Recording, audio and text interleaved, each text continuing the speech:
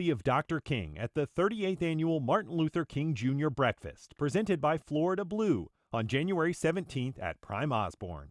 Tickets and more information at jacksmlkbreakfast.com. The North Florida TPO is dedicated to transportation planning, funding, clean fuels, and new technologies for a vibrant, resilient, and connected region. More information available at northfloridatpo.com. Baptist Health is a proud supporter of First Coast Connect. Baptist Health, committed to building a healthier community for all of us. More info at 202-4YOU or baptistjax.com. This is WJCT News 89.9 Jacksonville. Up next, national and local news from NPR and the WJCT News team.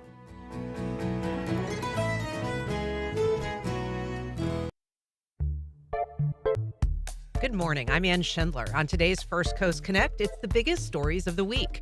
An airport hologram gets caught in the council's crosshairs. Police arrest a local attorney for smuggling drug-laced paperwork into jail. Beaches residents say homeless enforcement efforts are leading to more encampments. Matt Gaetz raises the possibility of a gubernatorial run and why California fires aren't as far off as they might seem. We discuss all that and more on our Friday Roundtable. Then we meet Juilliard-trained virtuoso Clayton Stevenson ahead of his piano concert tonight in Jacksonville. Join the conversation. Give us a call at 904-549-2937. You can also email firstcoastconnect@wjct.org, or you can tag us on social. It's all ahead this hour after the day's news. Live from NPR News in Washington, I'm Corva Coleman. Powerful winds will return to the Los Angeles area today, where a firestorm has damaged or destroyed about 10,000 buildings. Officials say at least 10 people have been killed by the wildfires. The Eaton fire in Pasadena has scorched more than 20 square miles and remains fully uncontained. The Palisades fire burning northwest of Los Angeles has charred more than 30 square miles. NPR's Liz Baker reports a new blaze has broken out not far from the Palisades fire. The Kenneth fire spread rapidly right at the end of a day that saw a slight lull in the ferocious Santa Ana winds that have had Los Angeles on edge since Tuesday morning. Contributing to the collective frayed nerves, an evacuation push notification erroneously sent to cell phones countywide. Still, reduced winds gave firefighters a small advantage Thursday, stopping the forward progress on the Kenneth and other fires and allowing some evacuation orders to lift, including in Sylmar and the Hollywood Hills. CAL FIRE also reported some containment on the deadly Palisades fire, which has been raging for 3 days through communities on the coast.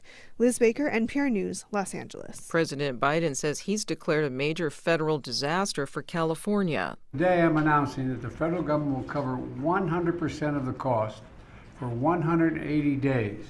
This is going to pay for things like debris and hazard material removal, temporary shelters, first responders' salaries, and all necessary measures to protect life and property. Biden also says people affected by the fires can apply for immediate cash assistance. He says that will allow them to pay for items like groceries and prescriptions. There's a massive winter storm pummeling parts of the South, Central, and Mid-Atlantic. Winter storm warnings are posted from the Texas Panhandle to the Atlantic coast of Virginia. Areas around Memphis, Tennessee could get 8 inches of snow. The Labor Department says employers added 256,000 new jobs last month. The December data is more robust than economic forecasters had predicted. The U.S. Supreme Court has rejected President-elect Trump's effort to block his criminal sentencing today in his New York hush money trial. In a vote of 5-4, the Supreme Court says Trump will still be able to appeal. NPR's Jimena Bustillo reports Trump was convicted in Manhattan last May of 34 felony counts of falsifying business records. Trump will take a brief break from preparing to return to the White House to receive his criminal sentence, just 10 days before he's sworn in for his second term. Trump has tried to stop it and warned any criminal sentence could interfere with his ability to govern. In the court order scheduling the hearing, New York Judge Juan Merchan said he was not considering a prison sentence and instead believed the most viable option would be an unconditional discharge, which means Trump faces no fines or penalties. NPR's Jimena Bustillo reporting. You're listening to NPR. You're listening to WJCT News 89.9 in Jacksonville. Good morning. I'm Stephen Ponson. It's now 9:04. Baptist Medical Center is looking to expand its emergency department at its campus on Prudential Drive in Jacksonville. Our news partners at the Jacksonville Daily Record report the medical center wants to add 110,000 square feet to its existing emergency services building. The extension would be 4 stories tall and have a penthouse on top. These plans will go before the Downtown Development Review Board on Thursday, January 16th. Governor Ron DeSantis wants the state to take over managing the massive comprehensive Everglades restoration plan. He made the announcement yesterday, saying he planned to ask President-elect Donald Trump about the idea. We are going to be asking that the federal government delegate to the states the ability to take the federal funding, and we will manage these projects, and we will execute these projects on behalf of the federal government, because Lord knows we'll do it a hell of a lot quicker. The 25-year partnership between the state and Army Corps of Engineers to undo damage from decades of flood control splits the hefty price 50-50. It was originally expected to cost $8 billion, but has fallen far behind and is now nearly 4 times that price. Earth Justice criticized the move by DeSantis, saying the state is already doing a poor job of protecting the state from water pollution. The group is also challenging the state's attempt to take over permits to build on wetlands. Highs in the lower 60s this afternoon in Northeast Florida. Support for NPR comes from NPR stations. Other contributors include Luminescence Foundation, dedicated to shedding light on neurological research focused on Alzheimer's and Parkinson's diseases and supporting land conservation initiatives, and the listeners who support this NPR station. Support for First Coast Connect is provided in part by Baptist Health and North Florida TPO. Opinions expressed on the First Coast Connect Week in Review are those of our panelists and do not reflect the views of WJCT News 89.9. Good morning. I'm Ann Schindler, and it's Friday, which means it's time for First Coast Connect's Week in Review.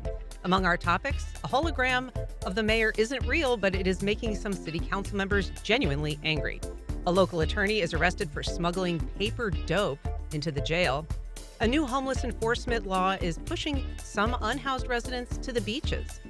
A controversial governor candidate surfaces, and West Coast fires kindle local memories of devastation.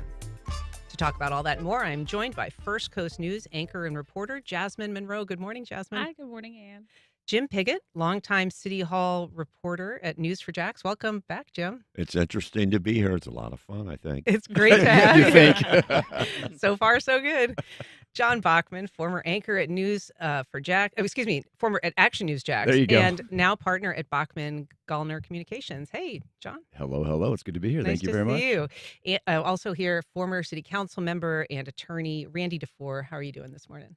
Good morning, Ann. Thanks for having me. Thank you for being here. So let's start with the story of a local criminal defense attorney who's arrested Sunday, allegedly for bringing drug-soaked paperwork into the Duval County Jail. Jasmine, what exactly is being alleged here? Yeah, so basically what's being alleged, this operation is what they had under called Stamp Collection, was launched back in February of 2024 due to the rising of the drug overdoses inside of the jail. So this was synthetic marijuana. His name is, the defense attorney is Nathaniel Williams. And this operation, of course, was something that, he was thinking that he was getting away with, but it was under investigation for, almost a year now.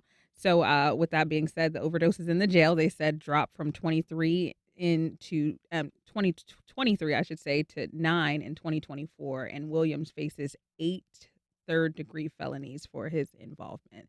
So I think, actually one of my first stories ever covering back in Pittsburgh was a defense attorney smuggling cell phones into jails. So, that's a big thing too as well. But I think people tend to, when you're getting away with it, you think that you're never going to get caught. But Sheriff T.K. Waters and the undersheriff mentioned, it doesn't matter who you are, you take that pledge, and when it comes to being a defense attorney, they trust you to be doing what you're supposed to be doing. But this synthetic drug, or K2 on the street, is what it's known for. It's soaked papers, and bring them in a briefcase. You can't even, sometimes drug sniffing dogs can't even tell what it is. And so they say that he was specifically using his access as a defense attorney. So he's meeting with clients in the jail and then passing them this paperwork disguised as kind of legal documents? Yes. So, basically we couldn't see what was in those legal documents, but it honestly doesn't matter. When some of the poison control stories that we got a chance to see, they say it's easy, but oftentimes you don't even know what that synthetic drug is doused with. It could be rat poisoning, it could be anything, but it's basically just a chemical drug. And, you lay those papers inside of it, soak it in, and then you can bring it in via anywhere, oftentimes on airplanes and things like that too as well. Yeah. And John Bachman, this is obviously concerning for jail officials who've been dealing, as Jasmine noted, there's been a number of overdose deaths, a lot of them kind of fentanyl-related overdose deaths. And I shouldn't say a lot. I mean, there's been, fewer than 10, but of course, any is a problem. And this K2 drug in particular has been a problem around the country in terms for years. Of, and creating, problems in usually with K2 though, when we were reporting on it regularly, it was more of of an access, right? Like it's a synthetic drug that you could find at a gas station, and so kids were able to get access to it rather than, some of the other drugs that were maybe harder to get. But anyway, that you always heard about it that way. You didn't. This is kind of a unique situation where you're hearing about it, being put on paper and smuggled in somewhere. Yeah. And this is also, Jim, this was a drug that I know that in New York, there was kind of this like zombie incident where there was people who were just kind of like disabled by this drug. And South Florida too, I remember. Yeah, big that's case right. where the guy went crazy. And so it can be, obviously from Hallucination. controlling the environment inside of a But I correctional think a institution. lot of people are looking at it. This is the first time they've heard of it happening like this in the jail. We've heard of drug overdoses in the jail before. There have been deaths in their lawsuits as a result of that. And now with this case, they're taking a look again. Those lawyers, and Randy, you know this, are looking at this and saying, hey, does this apply to where these overdoses have occurred? Because of this drug, I don't think within the jail there have been any overdoses from it.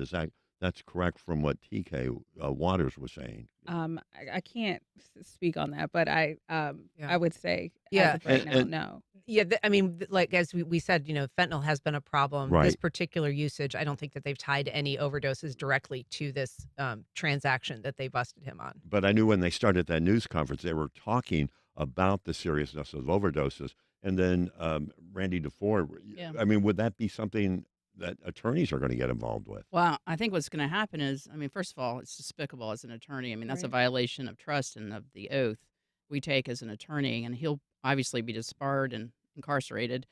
But I think they're going to have to look at what that's going to impact is what can a lawyer give to their client, right, in the jail. I'm sure that's going to have a and huge what's negative subjected impact. to searches and whatnot, right? Correct. Well, I've already some kind of testing. Maybe there's testing of the paperwork as you I come think in. the thing that was so, jarring too as well, what the undersheriff was talking about was you don't know how to particularly handle what's happening, the overdoses, because you don't know what that inmate had taken. So it's something that you can either shoot up, you can smoke. So you really don't know how to handle it because they were saying some of the inmates were suffering from seizures and hallucinations. So I think that's the scary part too as well. Yeah, and I know that there have been rules at the jail in the past to prevent the passage of paper from, to inmates, and that's restricted investigators. For a while, they were having to use iPads or tablets of some kind to sort of show their clients paperwork, but it's a huge challenge to do that. And I think that, up until now, lawyers themselves, Randy, have been trusted to handle that paperwork, but now they're going to have to hand all of it over, have it copied, have the originals destroyed before they can. And I'm sure that comes at a cost, right? Someone's paying for that. A cost, and I would think it makes it an enormous hassle for attorneys who are in and out of the jail trying to do their job, to represent their clients. It's that's why it's, again, for an attorney to do this is just despicable. Have we heard of this happening at other facilities? Yeah, it is a really widespread problem. And in fact, there's been some research as to what happened during COVID, because that was a really interesting example of under lockdown, did the flow of drugs into correctional facilities stop? Because, family visits were off limits. Right. They were limiting, all kinds of access. The only people that could get in there were essentially attorneys and the people that worked there. And they found that the usage and the presence of drugs increased enormously in that period. Increased, not decreased. well. Yeah, the Miami Times or Miami Herald did a big story on that. So it is interesting. Obviously, there's been concerns about correctional facilities and the people who work there. There have been arrests, even in this facility of former employees, Jim, that had been arrested for bringing drugs in. I do remember that from the past years, but I mean, this whole idea of paper, that just still surprises me. I remember at one time LSD used to be like you could pass that as paper, but I was Jim real showing surprised. his age there. Yeah, I know I am. But that's what I recall, and that's what this surprised me, that the documents on this. And I was surprised they didn't show us what type of documents. When I saw that in the news and they showed the paperwork, it was all blacked out. Yeah. And I mean, it's things like that because you don't know if it's the ink or what exactly is it. I mean, I would of course love to investigate further along into this, but it if you're a lawyer or an attorney, you're going inside of a jail, honestly trying to do your job. It just makes that one more step that you have to do, and sometimes that can hinder a complete investigation. I mean, John, this does impact families to the extent that, in trying to cut down on contraband, there have been moves, for instance, in the prison system to move inmates further away from family and friends to make that more difficult or to restrict or eliminate mail altogether. There are all kinds of consequences to anything like this when you have a breach, right? Because the automatic reaction is to shut it down and to keep it from happening. So yeah, you've got the unintended consequences of added steps that attorneys will have to probably go through in order to get to their client. Perhaps they start limiting even further the contact that family members have or friends have with inmates. I mean, it's always, the one bad apple soils the bunch. So it'll have consequences for sure, at least in the short term, and then we'll see whether it sort of ebbs back, as things relax as you go forward. And Randy, obviously this has to be, go through the criminal justice system. He is not convicted. He's just been arrested. He's bonded out. But what, practically speaking, happens to this man's clients in the interim? Well, this man will be suspended, I would imagine, immediately from the bar, and this client will have to find another, attorney. Yeah. It happens that quickly. I mean, I feel like there's at least one other case I've been following of an attorney who got arrested for something and still has clients. So, well, that's shocking. It may not. I mean, if I were the client, I would go ahead and find another attorney. Yeah, that's a good idea. Might be. Well, we don't know what the client may be facing too. I mean, if there it was 21 people. Right.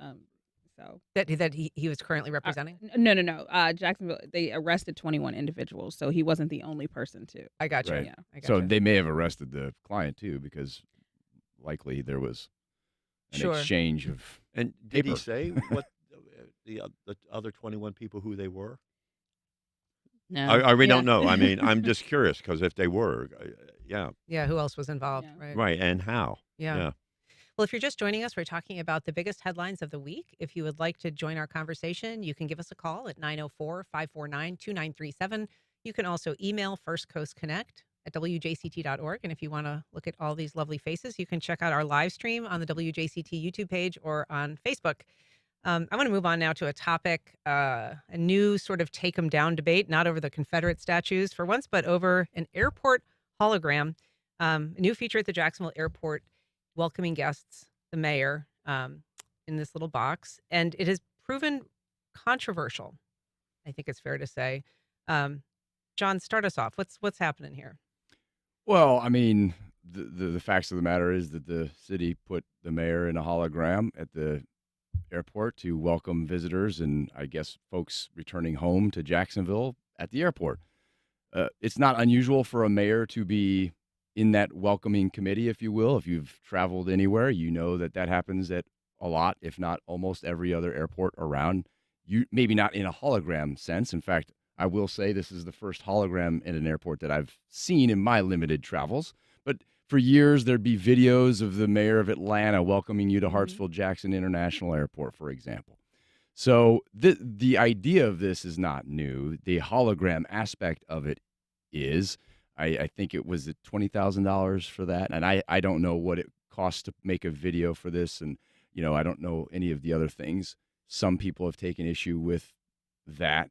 And I'm not all that surprised that somebody's taking issue with it. Yeah. Just I mean, the cost is in kind of a flexible thing that we're seeing here, Jim, because I think initially the city said it was about $30,000, and then the city council auditor looked into kind of all of the trappings that it took to produce this thing, and it was closer to like $75,000. That's right. It's 75,000. It's an elaborate, at least the pictures that I've seen, thing that's out there. I wish I had gone to the airport this week to see it because it's amazing what they can do with this hologram and what the plans are for the future of this. I remember when I wasn't retired yet, it's only been, 6 months, 4 months, whatever, 6 months. And this was being talked about. It was in the planning stage that they were doing this. I think it was like last January. Different things were going to happen with this hologram. It can be interactive. They hoped to have used this somehow with the planning department and with permitting to allow people to come in and ask questions like, where can I get this permit? And it would answer those questions. So this was in like just a practice stage out at the airport. They had this, and they said, hey, we could use this, the mayor's office, to welcome people to Jacksonville. And the thing is, though, where the council was raising the objection is the funding of this, of where that money is coming from, and that's from permitting. And with permitting, if you recall, has been one of the biggest issues facing the mayor's office, the city, and the length of time it takes to get a permit in Jacksonville. And the money that they had budgeted for this, the millions of dollars for permitting, is going to this hologram out at the airport. And that's been the complaint. And that's where Nick Howland, I think, but Roy Diamond, Councilman Diamond, is the one that dubbed this the Donna, or the Holo Donna. Yeah, and he has been the most vocal about this, talking about this. But I'm sure Randy DeFoor would know, as a former city council member, your thoughts on this and the fact that the money is coming from permitting. I like that Jim Piggott's still I know. grilling you. Yeah, I can't help Retired it. or not. I'm sitting next to her and I'm going, yes, I can was do it. telling him earlier, Jim, you're the only one that made me cry. And I hope to make you laugh today. No. Well, sure. A couple of things. One, I have seen it, and it's really cool. I think it's a great idea. I mean, we are trying to create a reputation, if you will, of the fintech city, a technology city. So when you come into Jacksonville, that would speak to that, wouldn't it? And it's certainly better than the rocking chairs that are there. So I think the bigger I like issue. the rocking chairs. I like the. I'm from up north, so when I see them, I agree. Yeah, But it's a great way to businesses, when they're visiting, they can see that we're cutting edge. So I think it's a great idea. I think if there was a mistake made, it was, where did they pay for it? Mm-hmm. And that is a very restricted fund. And so I think if I were the administration, I would consider, I would use a different fund, an economic development fund, some other fund for that. Instead of money that comes in from permitting? Right, because it's actually restricted. I mean, it's legally restricted from the state. Okay. So you can't use it for that. It has to be literally very related to permitting. So if I were them, I understand that it was in relation, they're claiming it was in relation to the permitting because they're using it as a test case. But that, again, I think there's a real legitimate use for it. So let's put it where it needs to belong for the funding of it. Got a call from Alan on the south side. Good morning, Alan. Go ahead. Hi, I'd like to hear the panel comment on the heartburn with this versus the relative lack of heartburn back when Lenny Curry had his 15-foot high face on billboards going into and out of, say, LAX. Thanks. Okay, thanks, Alan. It's a good memory there. There was an effort to sort of gin up interest in the city of Jacksonville, John, with billboards around the country. And I don't know where that money came from, but I think, as we've already hit on, I think the real issue with this is, in fact, the source of the funding. I don't think anybody says that the mayor shouldn't be welcoming people into our city or any of those kinds of things. It's where did the money come from? And again, I don't remember. Jim may remember where the money for those billboards came, but maybe that might be the difference. Well, that's where I would defer to Randy because it was around that time. Yeah, I do remember those billboards. I do too. remember they were Why does Cleveland stand out? I feel like there was one in Cleveland too for some reason. Yeah, they were What year around. was it? I was in Cleveland during that time. No, they were around the country, and there was a lot. There were many jokes made about that. I remember. Yeah. But those billboards weren't only in Jacksonville; Yeah. they were around promoting Jacksonville, and I think some of that came from various departments, whatever, Right. to do that. I don't We'd have to recall go where the look. funding Yeah. came from, but But it was not a source of controversy But at it the was time. not a the source. funding. And my point would be, without us knowing the details of that's probably the difference, right? Yeah. well, and I think, forgive me, but I think also you have a Democratic mayor and you have a Republican council, and they're going to throw stones at her any way they can, and so you can't give them. The bottom line is the administration really can't afford to give them anything to throw stones at. Yeah. Jasmine. The hologram itself is pretty neat looking, although it sort of looks like, to me, one of those Barbie box. Yeah, photos. I thought it was a bit odd too, Yeah. but you know. I mean, I'm going to say it all the time. I'm always for technology. I think it's going to help us. I think even with ChatGPT, you think about all of the things that we once laughed about before. It's something that's instituted now. It's mandatory in some companies. If you're not ahead of it, you're behind. And when you're behind, you really lose out on the opportunity to either get more people to come to the city to help build and fund and, want to build here. So I feel like Jacksonville, like I say, I compare it to Cleveland. I think it's funny. I compare it to Cleveland a lot because Cleveland had the future of CLE. They had this whole big thing, and it was CLE. As in Cleveland? Yeah. CLE? Yeah. It really took off. Yeah. Right. But it's They needed something- more billboards in Jacksonville. They should have did a billboard in Jacksonville. I'll talk to Mayor Bibb. But I just think technology is important. So even when you see that, when you first walk into Jacksonville, it is so inviting, no matter what side of the aisle you're on, it's inviting because I start to think about what happens in classrooms when your teacher has to call off and they can record something and they can send it. And it doesn't make it feel like you're sitting at home. You feel like you're a part of something when you see something like that. Right. So Right. I think it's the big deal is the price point. If it's $75,000, I do believe that is a lot to spend on a welcoming sign when you could have found it somewhere else. Right. I looked up the Lenny Curry billboard. Okay. And basically it says the mayor, according to a spokesperson, the city spent $45,000 in taxpayer money on the billboards, and that money came from the mayor's contingency fund. He's got like $100,000 a year to do that. Yeah. So that came from the mayor's office budget to do that. And this was from a story at News4Jax back in July of 2021. We've got an email from Paul in St. John's. He's saying Ron Salem, who's the finance committee chair who was involved in this discussion. Ron Salem isn't mad that it's a hologram. He's mad that it's not of him. He's such a mayor wannabe. We also have a call from JD in Sea Island. Good morning. Go ahead. Good morning.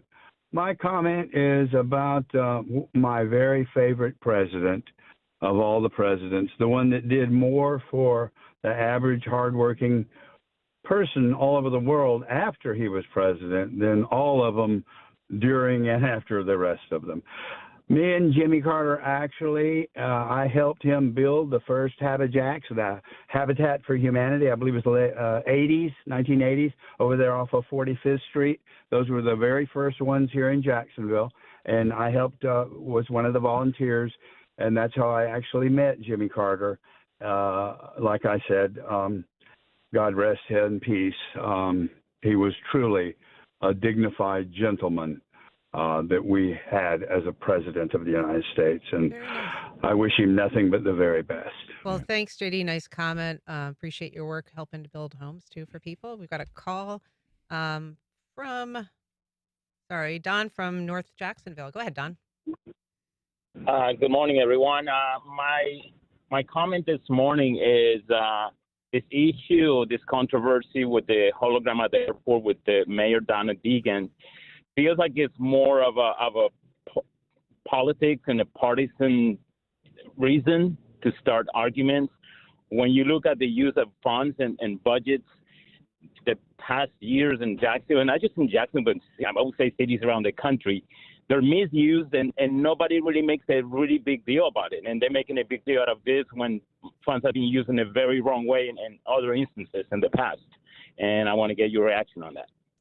Yeah, I mean, Jim Piggott, it's not a ton of money, but you know from reporting on these kinds of things over the years, they can get sticky. I mean, sometimes issues, even if they're not a giant amount of money, I think we all remember the Pat Lockett-Felder statue to herself. Sometimes that can just end up being more trouble than it's worth, or more problematic than people might anticipate. It's just an issue like when you see something that's out of the ordinary, and they're going to go, what? And how we're spending money on that? I think that, as we had all mentioned, that hologram, it stands out. And it's Right. I've been reading, they're making it a political issue. It highlights the mayor, Donna Deegan, and it's a way that she's going to use it as a campaign thing. I think that's what many people have been saying. That's not true. That's not what's happening up there. It's welcoming people to Jacksonville, but they see it as a way that the mayor's promoting herself, and that's where I think the controversy is coming in from that. And we've seen that many things throughout history of Jacksonville, where statues, like you mentioned, have gone up, or billboards. We're talking about Lenny Curry. It's a way that politicians do something on that, and it's going to be an issue. I mean, I see where the concern is with this, with the money, but it's also something, if it's going to be there for 6 months, that's what the contract is for. Then it moves on, and we'll see what happens. Randy, how much of this is just pure politics, and how much of it is 100%. It is. I mean, because the hologram is her, representing Jacksonville, not her? Donna representing Donna. So this is 100% political, no doubt about it. And you don't. Well, other than the funding, I think there's a legitimate. That's what I'm saying. I mean, the administration needs to be very careful, because don't give the council any, anything to throw stones at. So I think they just need to find a different funding source, and it's all good. All right, we got a call from Regina in Mandarin. Good morning, Regina. Go ahead. Good morning. Thanks for taking my call. Always enjoy the Friday morning show. I would like to continue with this political. I 100% agree. It's political. The state went overwhelmingly for the Republican president and other elected officials. We've already seen that with taking the Confederate statues down. What other things are people politically pointing the finger at our mayor, who I think is doing an excellent job? And I think it's because she's a woman also. And I'll take all your comments off the air. Thanks a lot. Have a good day. Thanks, Regina. Your thoughts, Jim? Definitely. I mean, as Randy just said, I mean, the political aspect of this, and that's what we're having. We see that with, Ron Salem going after the mayor, Roy Diamond going after the mayor, Nick Howland making these comments. It's all this back and forth thing. I think we were discussing this before the show of what's happening. We're seeing all the politics play out that Mayor Deegan is she's having a very hard time with this council, but we knew it was going to be this way. We knew that as a Republican versus a Democrat, and that's what's happening. It's all political. Yeah. I'd love to share a quick Jimmy Carter story if I could. If you get back to that call. This is to emphasize the president's longevity, if you will. Just think about this for a minute. I have been in Jacksonville for 10 years. I was in Atlanta for 7 years before that. 3 years, it's probably been about 15 years now. Somebody can check the facts on when the president was diagnosed with brain cancer, right? Mm-hmm. Brain cancer at the age of, what would that have been, 85. At that point, WSB, where I worked, said, John, if in fact the president were to pass, here is a drive full of file video. Carry this with you at all times. And when we get word, you're going to go to the Carter Center, and that's where you're going to be until we're done with the coverage. I said, okay. That was 15 years ago. I have been gone from WSB for 15 years. And I mean, it's just remarkable that because you were almost on we were on watch. Yeah. We were on watch 15 years ago. And there were just cases, right? He was in hospice for 2 years almost. It's remarkable. All the things the caller said were 100% true, but just a nod to the Carter family. Got to know his grandson when I was up there, Jason. Just a spectacular human being. I mean, to your point, they were reporting yesterday on NPR that two of the people that eulogized the former president, Walter Mondale and Ford. Yeah, and Gerald Ford, that they both passed and their sons had to deliver the eulogies because they, he outlived everyone. So anyway, a true public servant. I would like to say, just being at his funeral, seeing all of our former and current presidents together. It's been so hard in journalism, life period, to seeing back and forth versus the aisles, but being able to see everyone together, and he still finished. Like, that was like his one last thing that he did before he left this planet. And it's just so commendable. And you talk about like coverage that you did. I used to work in Tallahassee. I mean, we had, news stories, packages already written, ready to go and ready to air just in case. And, he's an incredible man. Listening to the stories, every story is completely different, no matter who you are, what color skin you are, your age. He had a story for everyone. And teaching Sunday school, how did he have time to do all of this?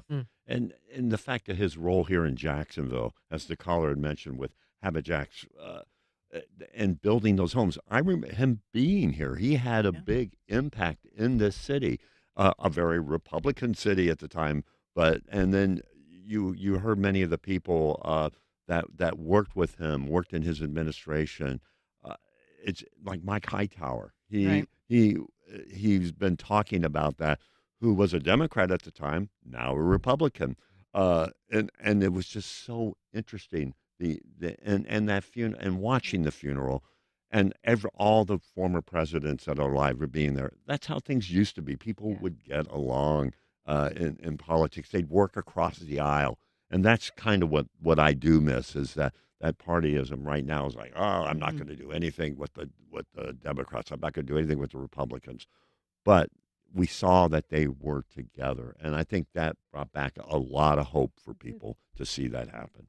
I totally agree, because when you saw like Obama talking to Trump, yes, and you saw them all acting with each other, it's a reminder that the president of the United States is our president, no matter what party they belong to. That's a very good point.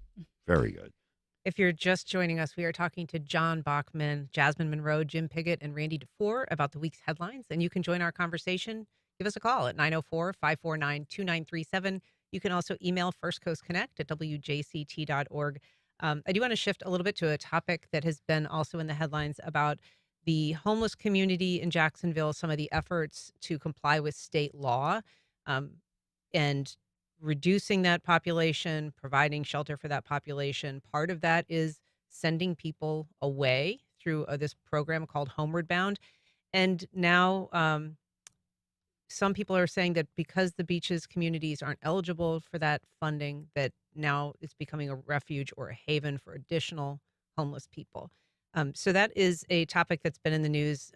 Rory Diamond also kind of making that point. He represents the beaches, saying this is unfair to my constituents because they're now kind of getting the brunt of a problem that the city is shifting. And it's interesting to watch how this is playing out, I think, of these programs that are supposed to be in place that are not. I thought it was also interesting. I was watching the arrests, and I don't have the numbers in front of me, of the number of people that have violated the new homeless statutes in here, the number of people that have been arrested because of that, camping out on the street. And I was kind of taken aback by that. I'm going, really? They're arresting people now for sleeping on the street. But those numbers actually are, so this is JFRD, the fire department is going out as part of their program and interacting with people, urging them to go into shelters or in some cases leave. But they've issued 589 warnings. They've arrested 86 people as of the most recent numbers and bust out 93. So yeah, there have been arrests. Those people, I guess, are either in jail briefly or in jail currently. Well, I just think that's surprising. Yeah, the busing out is crazy. I know that I had family in town for Christmas, and my stepdad, who originally is from Orlando, came up and said, there's couches right outside of the stadium and things like that. And I said, that's all gone. They're cleaning up the homelessness, not, and I don't want to say cleaning up because that's not a good way to say it, but that's honestly what they're doing. That's the move that they're going. And when I heard busing out people, giving them a one-way ticket to go somewhere so they can sleep somewhere else. Yeah. And it's not entirely new, John. I mean, this is not a program that Jacksonville has invented.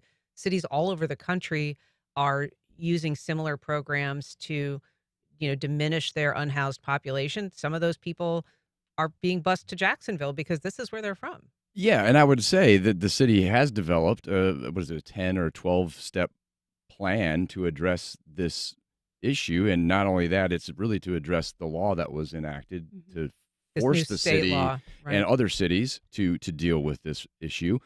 And so if you look at that plan, it's extensive. It's not just we're going to bus them out of here, right? We're going to enhance the beds that are available. We're going to add beds. We're going to there's a number of different things. They're going to create a database so that somebody can very quickly see if there's not space here, we can take them here, and try to coordinate the effort a little bit better. And provide services. I And mean, one of the provide goals services, right. of JFRD is to tell people where they can get help or assistance. And not even that, but if there's some mental health issues there's, which often is the case, where they can go to get that, enhance that program as well. I think the administration asked for $10 million. The city approved $1 million. So this is a work in progress. And this is a big issue, and it's not just a Jacksonville issue, especially with the housing prices and the lack of affordable. I mean, there's just so many elements to this problem that it'd be nice to say we'd have this $1 million solution and let's move on. It's just not that simple. And that's how I look at it. Randy, the mayor on this program last month, I asked her about this Homeward Bound program, and she said basically there's a lot of things that I don't really love about this new approach, but the state law is tying our hands in a lot of ways. It is forcing us to enforce this no public sleeping ban.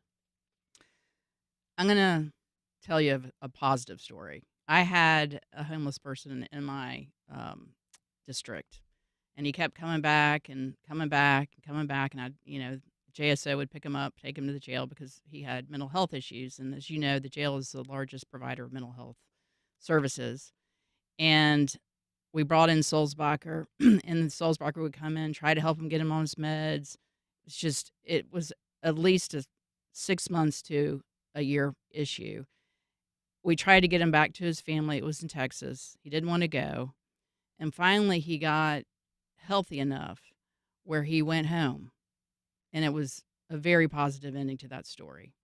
So this doesn't necessarily have to be all bad. There's some positive here.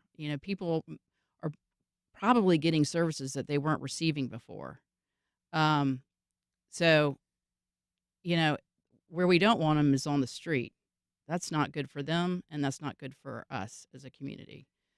So it's just, it's not perfect, but I did have a positive result from one of, in my district, and I'm hopeful that there are more of those. Jasmine, to Randy's point, I mean, they're not just busing people anywhere. They are trying to find where they have roots or family ties and reconnect them with people who could be a support network for them. So they're not just sort of sending them anywhere with a one-way ticket. This is designed to get them connected with a support system. Okay, I didn't know that, but just even hearing your story, I mean, I think if you hear more stories like that, people start to believe in this project, and invest and help. There are other programs too that are not a part of this that can volunteer or donate that help to helping homelessness. When you come outside, people leave outside for work early, late, for some reasons. Some people, I had a story of a homeless person breaking into an apartment complex over in the Riverside.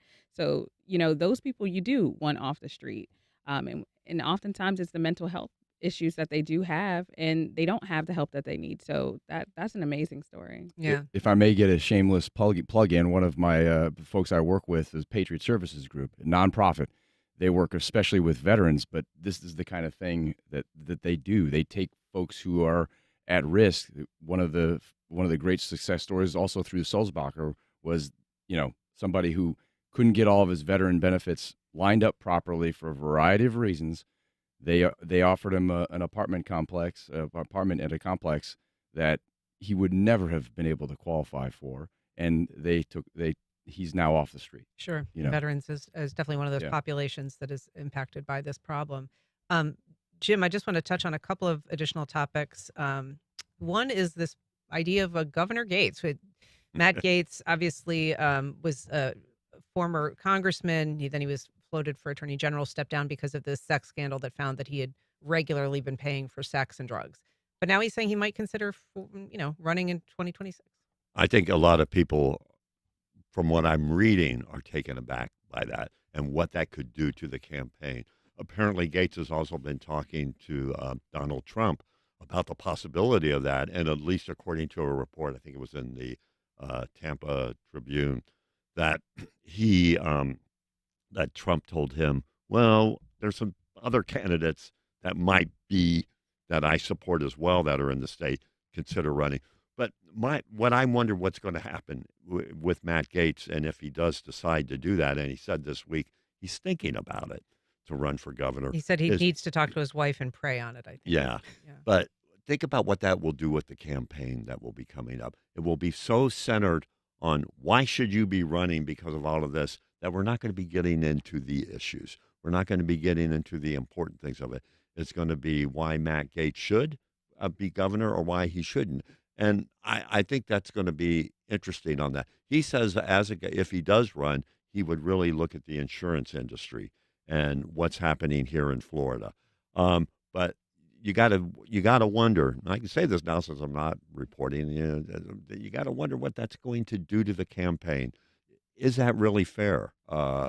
It's all going to be about him and not about Florida and about the issue. It does seem like it would be a distraction. I mean, if nothing else, Randy DeFoor, obviously there's a lot of room for improvement in the insurance world, Sure. and anybody that's promising to tackle that would get some traction. But his bio is difficult. Well, this is not a surprise to me. We've known that Matt was looking at this run for a while now. His father was previously in the Florida Senate, president of the Senate. He ran again for the Senate, won, so he's in the Florida Senate. This has been teed up for a while. The problem, if you call it a problem, is that we no longer have two primaries. So what happens with that is that people that have the majority vote, which is not much, doesn't require much, like 20%, actually will be the winner of the party. And you see it on both sides. Mm-hmm. So this gives Matt Gaetz a huge advantage, and he knows it. Mm-hmm. So, I mean, I would not be shocked if Matt Gaetz is the Republican candidate for governor. Interesting. I want to take a quick call here from Kathleen. Good morning, Kathleen. Go ahead. Good morning. I'm back on the homeless issue.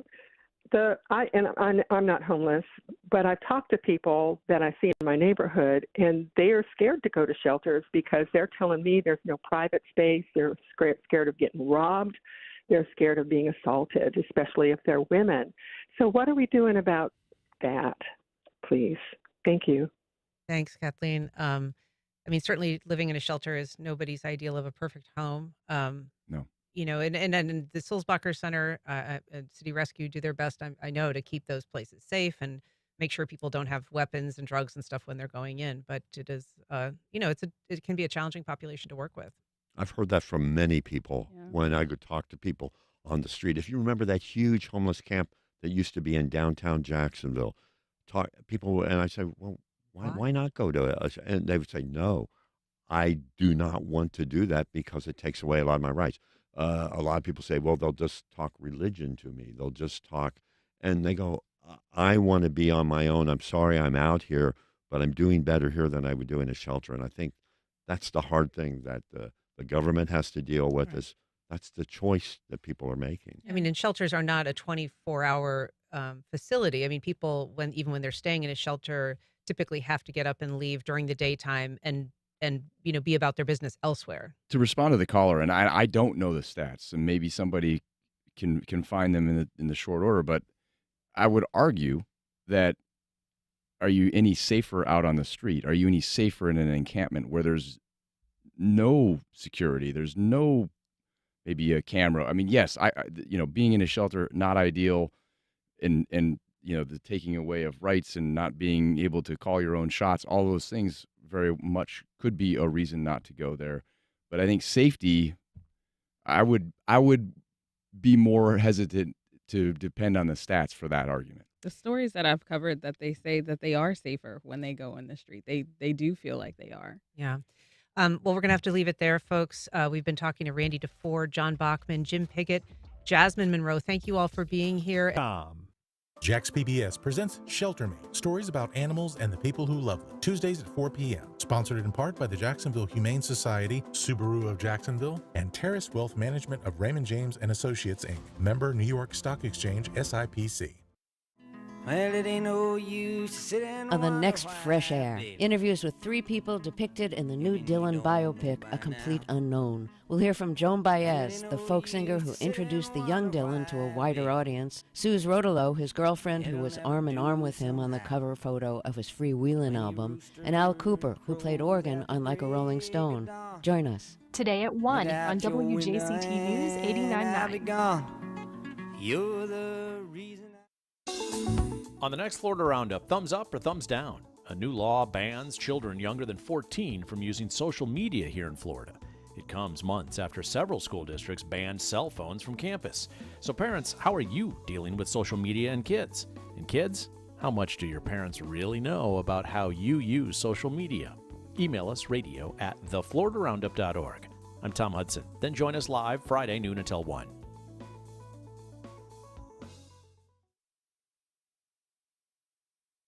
Fire destroys homes, businesses, and lives in Los Angeles. I have seen the front lines of the Palisades fire, and it is staggering. The Friday News Roundup will have the latest from LA. Also, the country pauses to reflect on the life of a past president, and the incoming one picks a fight with our neighbors and asks the Supreme Court to intervene in his criminal sentencing. All the biggest stories next time on 1A. Today, starting at 10 on WJCT News 89.9.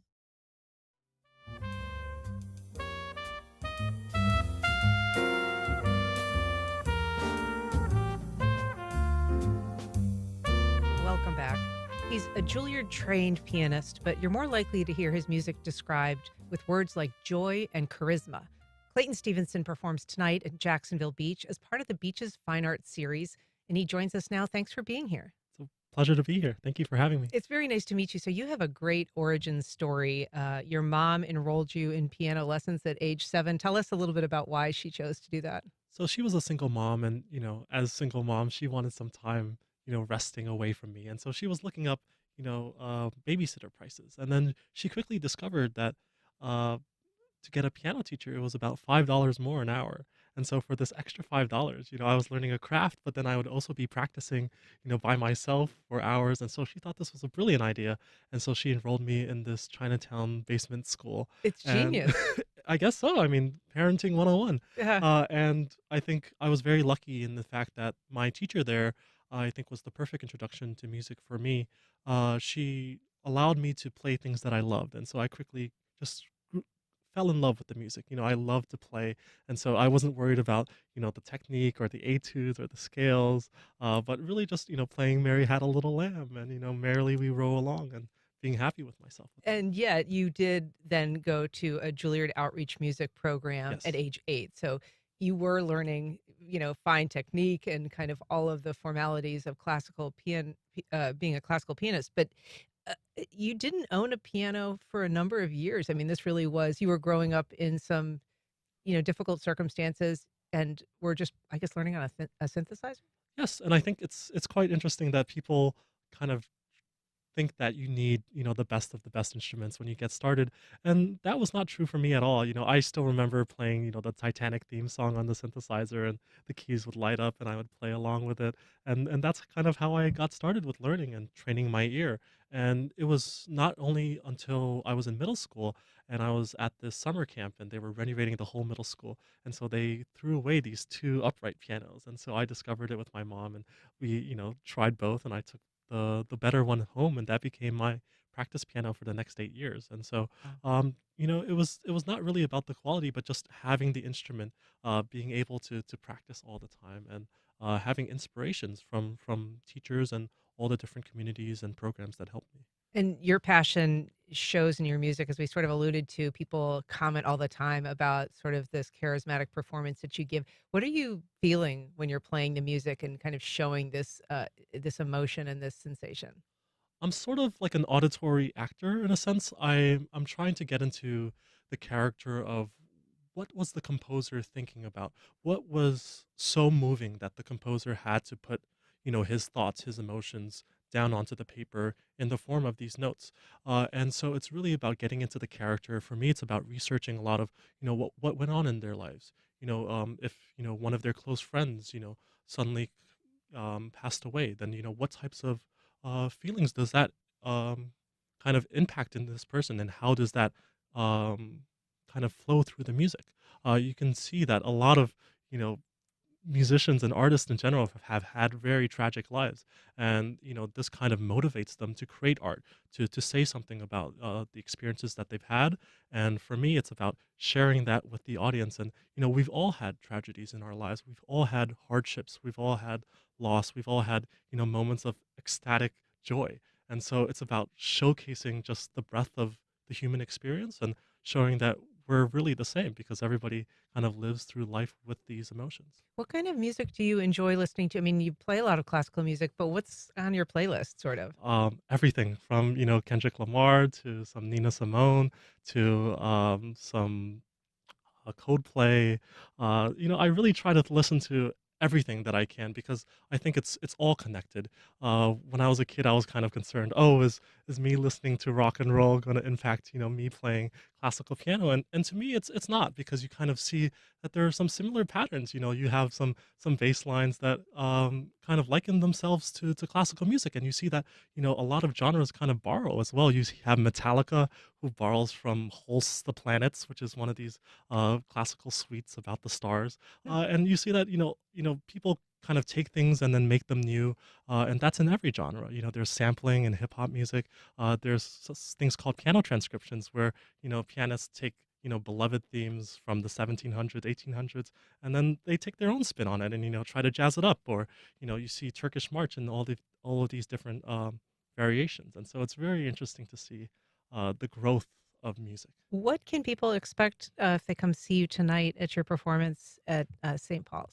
I think you'll get a bit of everything. I try to kind of showcase music from the 1600s all the way up to the modern day. So you'll get some classical, you'll get a little bit of jazzy elements, and you'll get some fantastical piano transcriptions from the Russian era. So, well, Clayton Stevenson, he performs tonight at St. Paul's by the Sea Episcopal Church. You can get more information at thebeachesfinearts.org. Clayton, thank you so much for being here. It's really nice to meet you. Thank you. Likewise. All right. And that's our program. Thank you for listening. Join us Monday when we ask Jacksonville City Council member Matt Carlucci why he believes an increase in the garbage fee is long overdue. I'm Ann Schindler. You've been listening to First Coast Connect on WJCT News 89.9. Baptist Health and the North Florida TPO. Congaree & Penn, dedicated to agriculture and culinary endeavors, offering field-to-fork dining and outdoor experiences on over 300 acres. Sip, dine, explore. Information at congareeandpenn.com. Baptist Health is a proud supporter of First Coast Connect. Baptist Health, committed to building a healthier community for all of us. More info at 202-4YOU or baptistjax.com. The North Florida TPO is committed to shaping our transportation future. We're focused on planning, funding, clean fuels, and new technologies for a vibrant, connected community. Learn more at northfloridatpo.com. This is WJCT